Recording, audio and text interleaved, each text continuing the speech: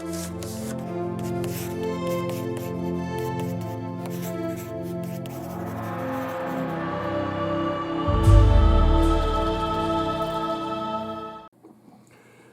we at the Eula Ridge trailhead. As you see, I did some off off-grid walking, hiking in the backcountry. So we were on our way to Crater Lake, didn't quite make it. So we are going back to the Harley Davidson dealership. Approximately 29 miles. Where we were sitting there for the rest of the day. Zoom in here, fact check, bam, booyah, erp, erp. Over at, well, I'm at Harley Davidson, which is in Eugene, Oregon. And this is where we live the rest of the day. Right here. And it was hot. And we were bothered. We had to wait for someone to bring us a stator from Portland or up north. It took quite a few hours because they didn't have a stator in stock. So we got the tire fixed, looked at bikes, and camped out. So, if you're not about that life, this is not for you. But nobody expects the unexpected. So we did what we could with it. Here's an interview from PJ. It's going to be a part 2 thing. He was a co-leader of the trip. The 3 wise men, Czar, him, and Mr. Nate. They were the leaders of the pack. Brought up from guilty from the back. He was the road captain from the back. And yeah, this interview from him. His point of view about his riding. Here we go. Hey y'all, this is Rob Money's Car Stereo. As you see, we've been on this journey for a little bit of time out here.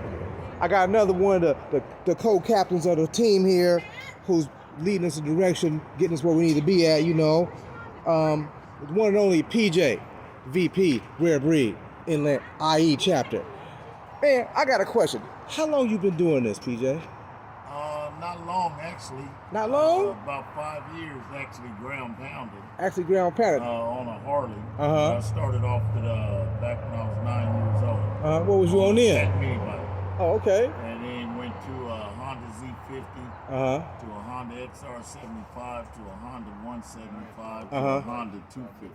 Okay. That was all dirt experience. Yeah, yeah. And then I had a bad accident, messed my leg up, so I went into water sports. Uh-huh. So my godson came by one day, which was in Rare Breed at the time, and he had a road glide. Uh-huh. And I rode it. You see, my foot don't go up. Uh-huh. So I just stopped riding bikes and started doing water sports. Yeah, so yeah. he came by and that bike had a heel shifter on it. Yeah. So I rode it.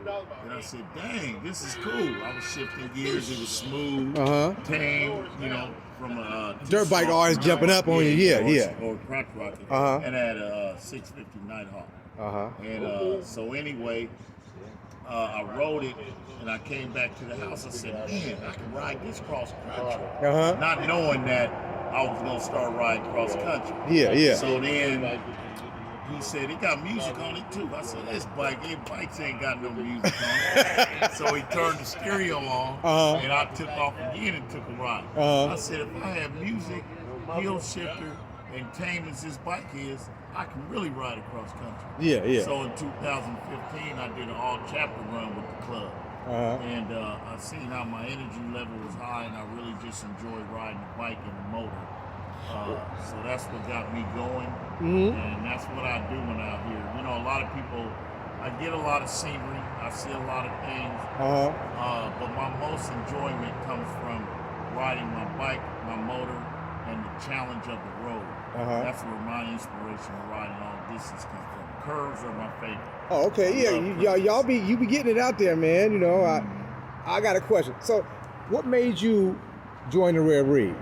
Oh shoot, it's I had been introduced to several clubs, and I had not joining the club. Joining the club was not in my. Never thought I ever would. But the brotherhood and just how they ride their bikes, it was a fit for me.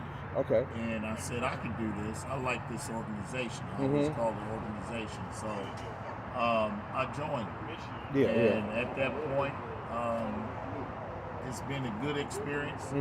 I hope when I do leave here, retire, that I did leave something to help the organization continue in forward momentum, which it's doing. But it's a good organization and a good group of guys, and I don't think I can be no other way. Okay. As we say, Red Breed or nothing, and I mean it. Rare Breed. If for some reason I wasn't here, it wouldn't be another club. Not saying another club is bad or nothing, but it's just a fit for me. Because I've been around a little bit, I've seen things, and you tend to gravitate to people who got the same likes you like. If you're on the same page with other people, it's easy to fit in. Yes. And if you're into riding, and you get people who riding, that's all it takes. If you're into socialized, well, you get in that socialized club. Yes, if you into showing off racing, you get to that situation. But if you about this ground pounding, as I've been told, and now I've been seeing for the last going on 20 some odd days, that's all we do is pound. Yes, sir. And when we get to the locations, people know you because you've been there before, and y'all got the common conversation. Yes, the hospitality is out the roof. Out the roof, exactly. And, we always are received in a great fashion, and they're happy to see us. And it's just a great thing to do. The organization is great. So on this run right here, you're calling it. What are you calling this run we're on right now? We calling this run the quad effect. Quad effect. But and in doing the quad effect, we're satisfying the qualifications for the trifecta. But we thought we'd raise the bar, and that's what we've always been about in this organization. It's really not a competition, but it's raising the bar so we can leave a legacy for those that want to achieve more. So we're always pushing the limit. Okay. And back to what you were talking about, there's all different kind of areas that excited me in this club.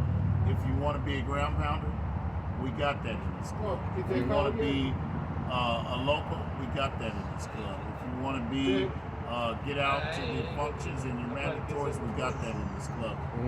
We got from all ranges in this club, so you can find your niche in this club and get into that niche. And we have so many niches in the Rare Breed that it's just so beneficial to anybody. You can find someone that you link up with. Okay. And do what you like. Like my niche is riding. I always find somebody to ride with me. This is a prime example.